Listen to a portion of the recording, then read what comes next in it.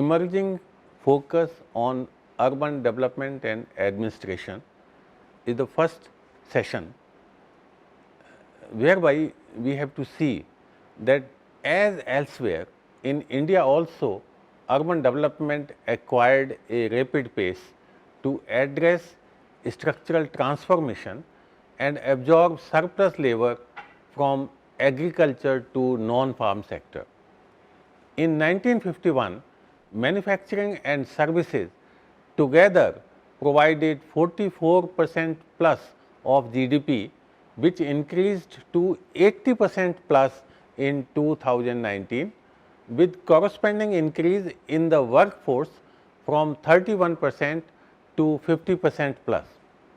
Thus, urban and economic development go together, go hand in hand to utilize competitive edge and dispersal of economic activities.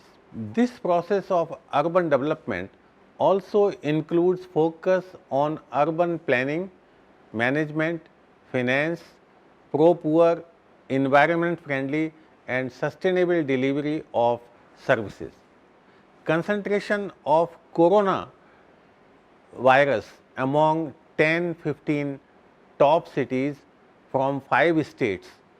Basically 11 cities have 70% plus cases of corona. This means specific lessons for urban development in terms of congestion and inadequacies in circulation, housing and other areas of service delivery. In spread of pandemic, post-COVID 2019 scenario has made significant impact on settlement pattern, communication and services and infrastructure. The new normal is emerging, which need to be given due attention by all the stakeholders to make the cities sustainable to deal with this type of pandemic.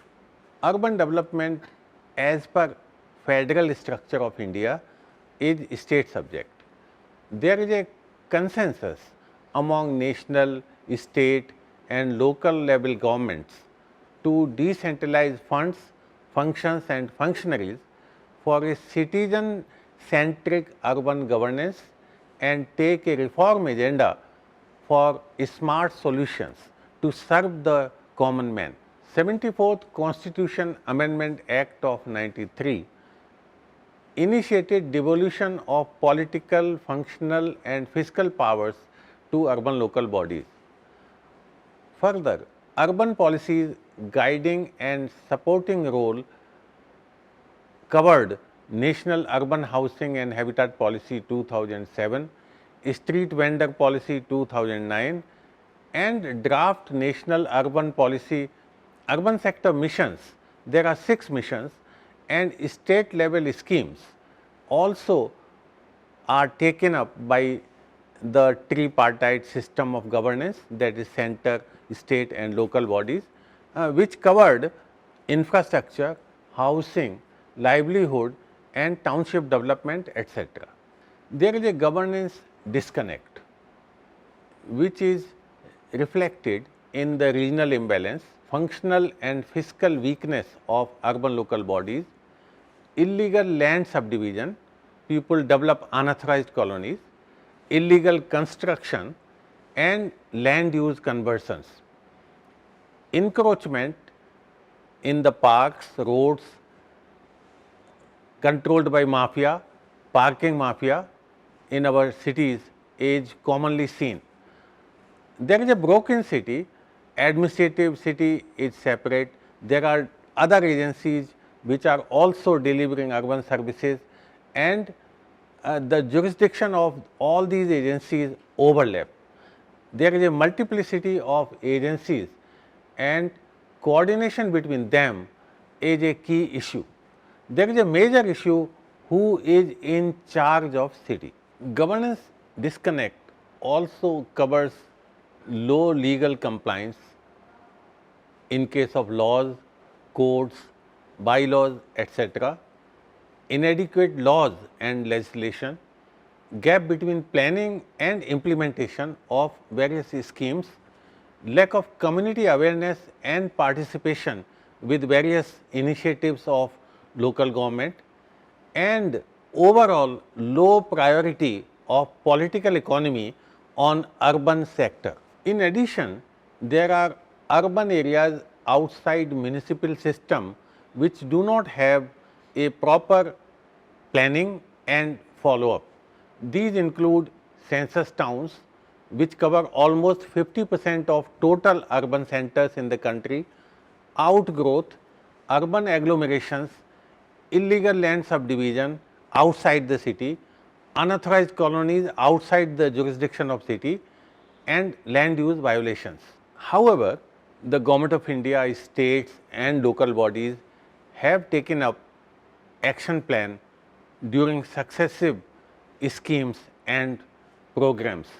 These cover regional and comprehensive local urban planning, efforts on accounting, budgeting and asset management reforms, affordable housing and poverty alleviation, normative and consumer friendly delivery of services, and smart solutions and e-governance for service delivery and grievance redressal on urban services.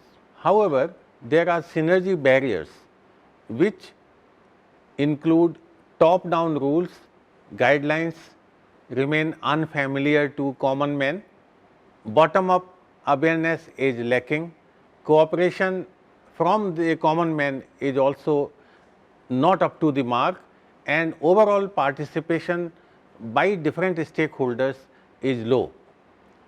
Right from grassroots level, town hall, state, center, and basically at the core the citizen, a proper coordination among all these stakeholders is needed.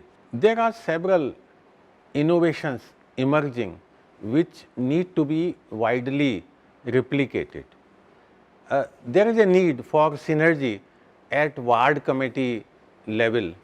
Bangalore is one example where ward committees are set up and they have prepared a micro plan for waste management. Decentralized waste management in Bangalore is another example which has used various stakeholders, the private sector, community, municipal government and a common man. Finally, local councils in Mizoram are another single example which need to be widely understood to replicate the bottom up planning and bottom up management of services.